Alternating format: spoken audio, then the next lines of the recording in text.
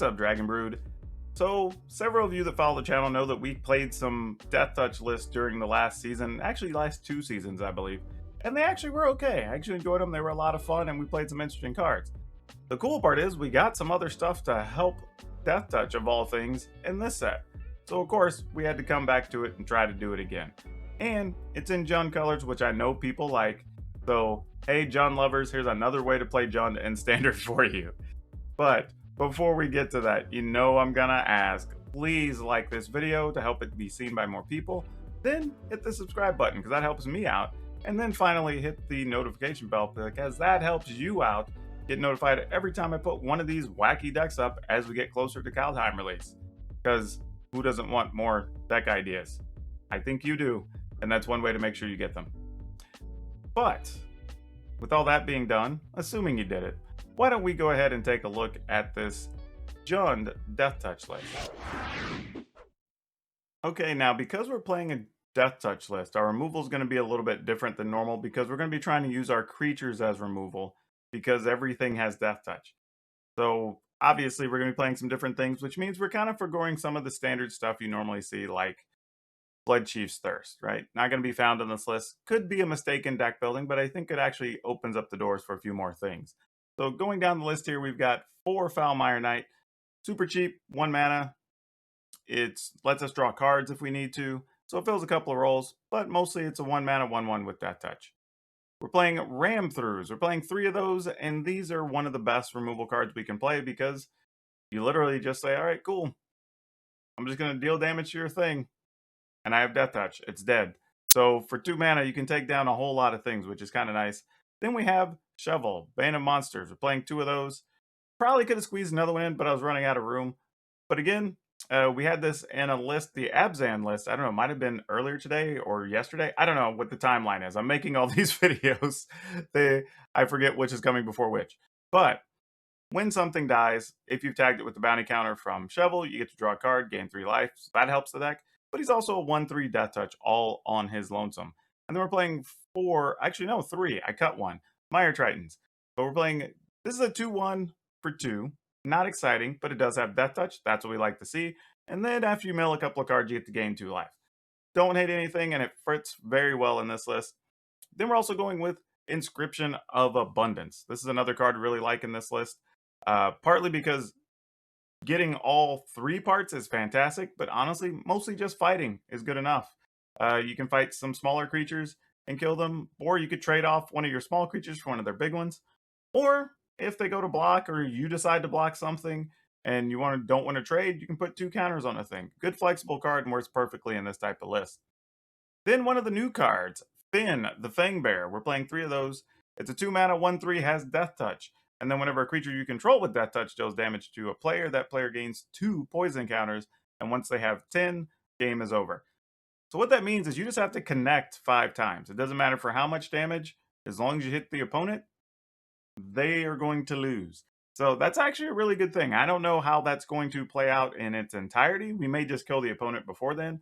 But it's cool to have just another out, right? If you're playing against something like, say, Clerics or Angels where they've just gained a whole bunch of life, you can still be like, you know what? I just have some flyers or have this thing you don't want to block, so I'm just going to send them in. If they connect 5 times, you're still dead. You know, so it's cool to have an alternate win condition despite all the life gain. Hooded Blightfang. This is kind of like one of the cards we have that we can consider the champion of the deck. Or yeah, really just it doesn't really pump your team, but every time you attack, you drain your opponent. And there's sometimes you're going to win just on the back of a couple Hooded Blightfangs. We've had that happen where you end up with 4 creatures out, your opponent's at like 12 or something. You're like, okay, fine, play a second Blightfang, attack with everything. Next turn, attack with everything.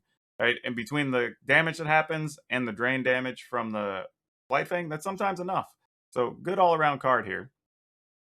Then we're playing 4 Nighthawk Scavenger. Another card that's just really good all around. It's Deathtouch, it's flying, it's lifelink. It gets bigger as things go to your opponent's graveyard. The flying is probably the most important thing, even more so when you combine it with something like Finn, because even if it's only like a 2 power or 3 power, it's like, well, I connect a couple times, opponent might just be dead. So really good there. We're playing Varragoth, Bloodsky Sire.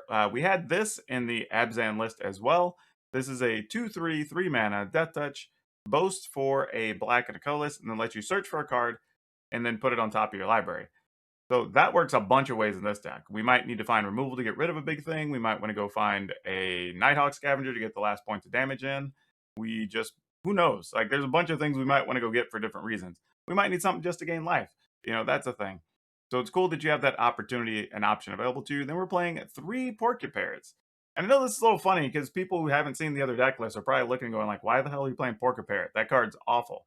Generally, I agree with you. Porcupairs kind of suck. It's not a great card. However, in this list, it's 3 mana and turns any one of your creatures into a shotgun.